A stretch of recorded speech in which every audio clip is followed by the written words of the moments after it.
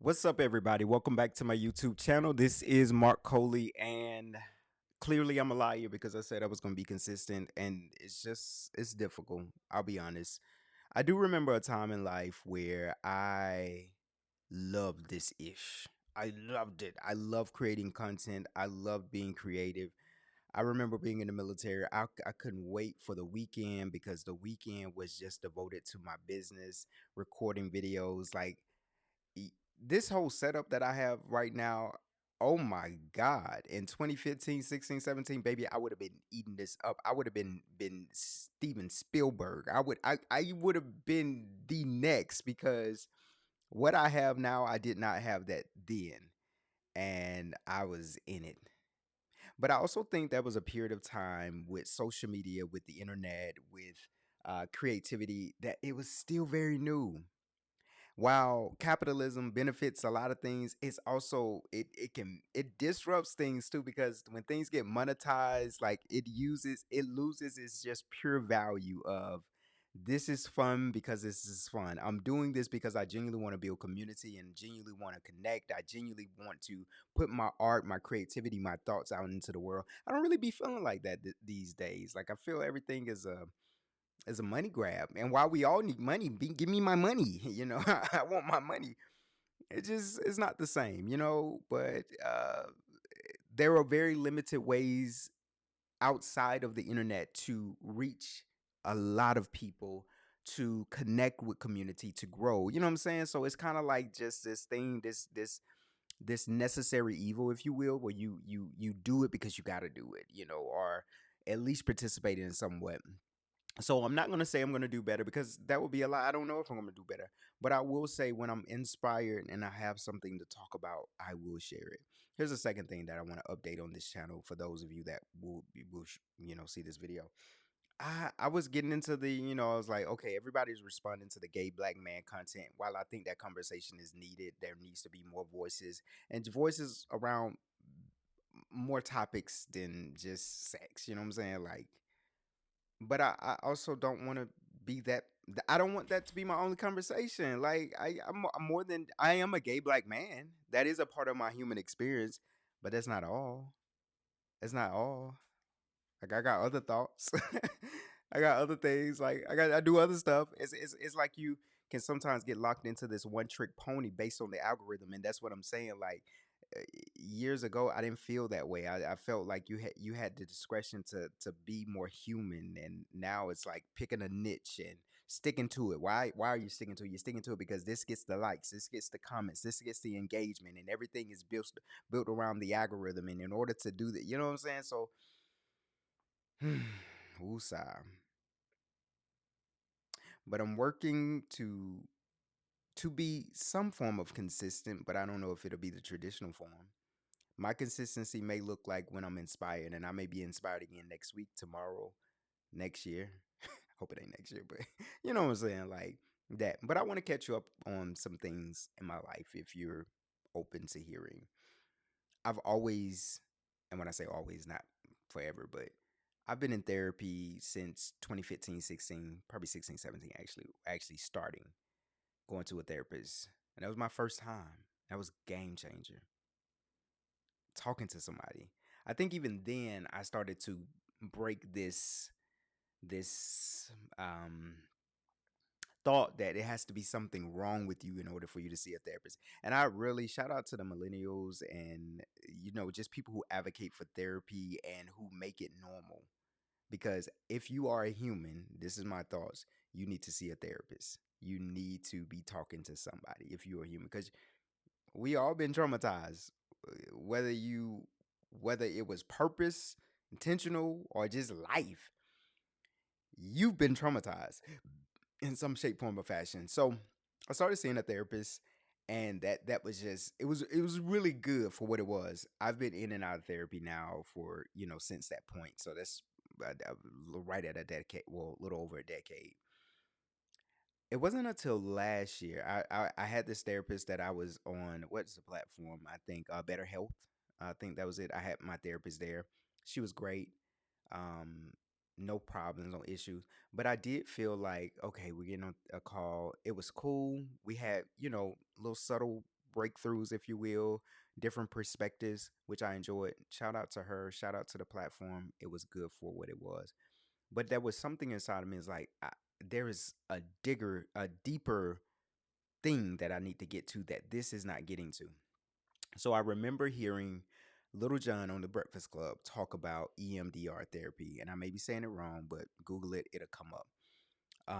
And it intrigued me. I'm like, what is that? And they of course were asking questions about it, and I started investigating. Didn't really do anything with the information, just looked it up, maybe looked at a video here too. I was like, that's interesting. My first thoughts was like, what is it, like hypnotize? What is it? So looked into it, but didn't do anything with it. I feel like I even talked to somebody about it. And next, the following year, which would be this year, I feel like it came back in my radar. I don't know if it was on TikTok, it was somewhere. It came back under my radar. And I was like, I'm going to try this out. And so I decided to actually look into EMDR therapy, and I decided to investigate.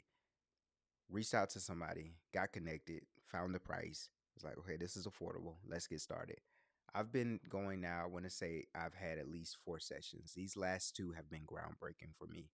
And so the therapy is not just talk therapy, because that's the form of therapy that I've been having for years now.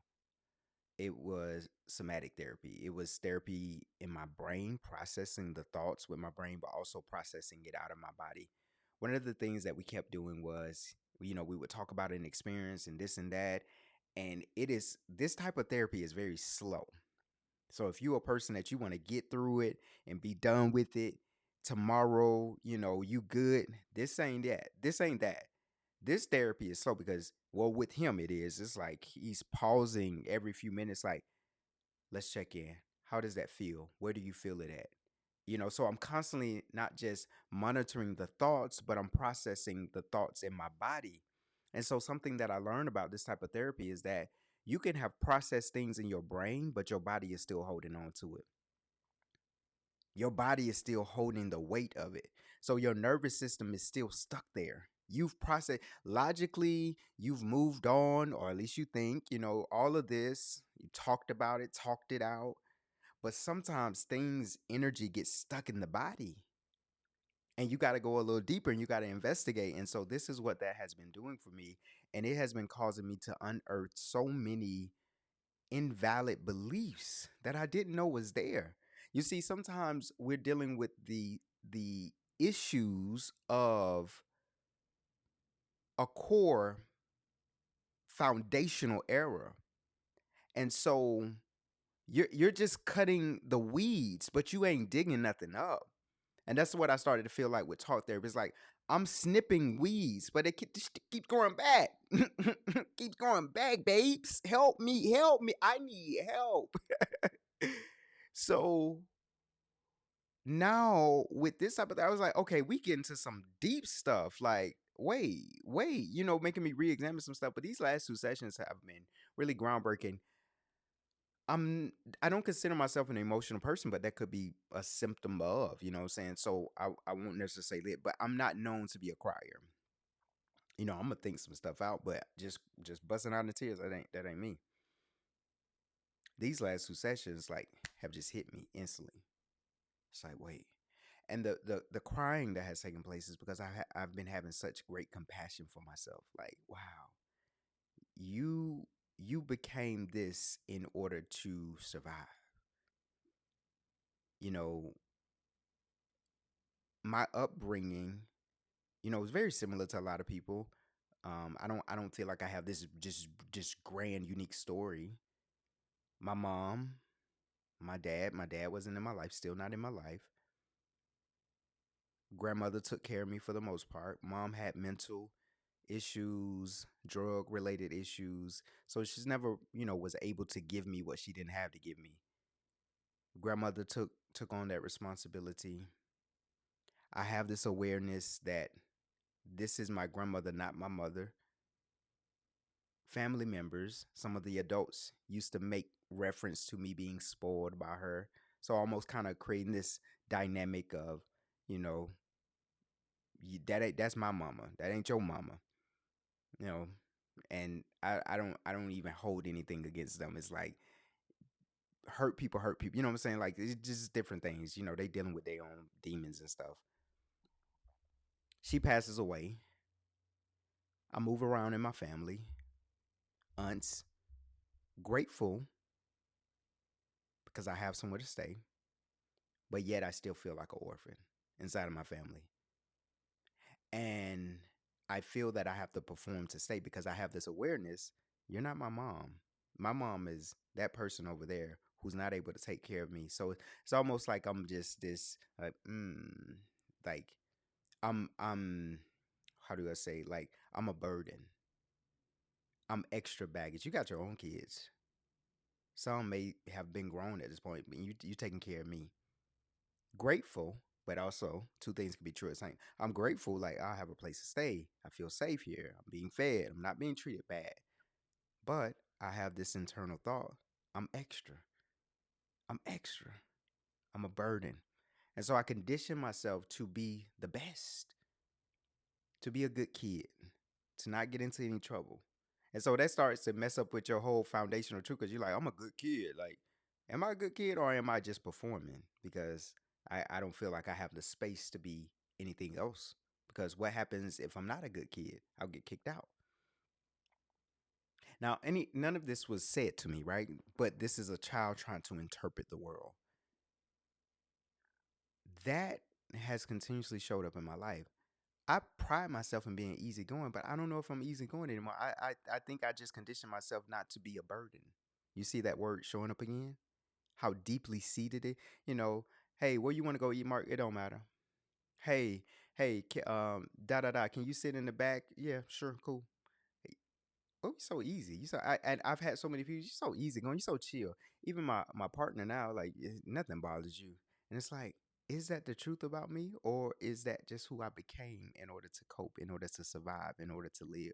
And so in this therapy session, I just break down because I'm like, whoa, I have so much compassion for that version of myself, but I also have the hope of I get to explore who I am without believing that lie. Scary, but liberating.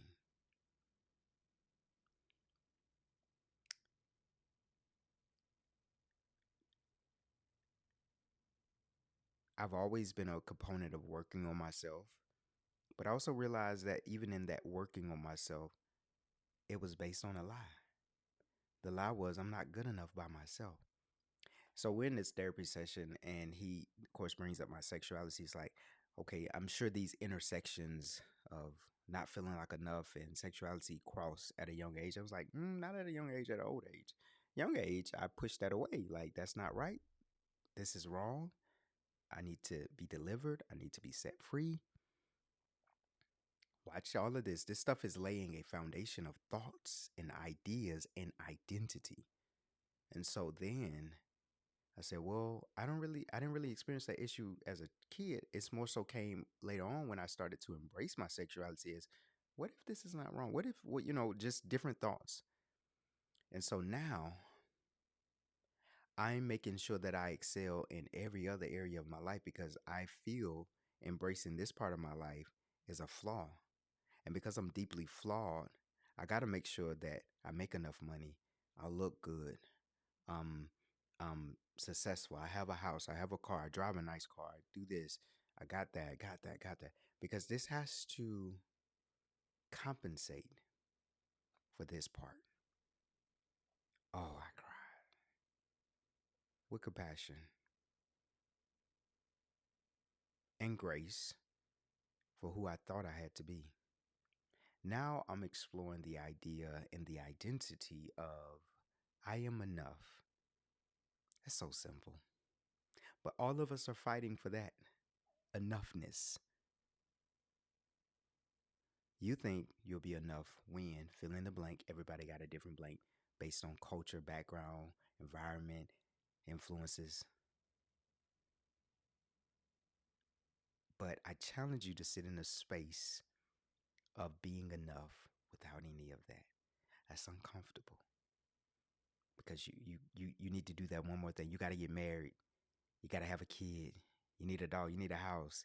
You can't be enough in an apartment. You can't be enough if you're not making 6 feet. You can't be enough if you don't got abs. You can't be enough if you don't have followers. You can't be enough if you're not a this or that or dress. You know what I'm saying?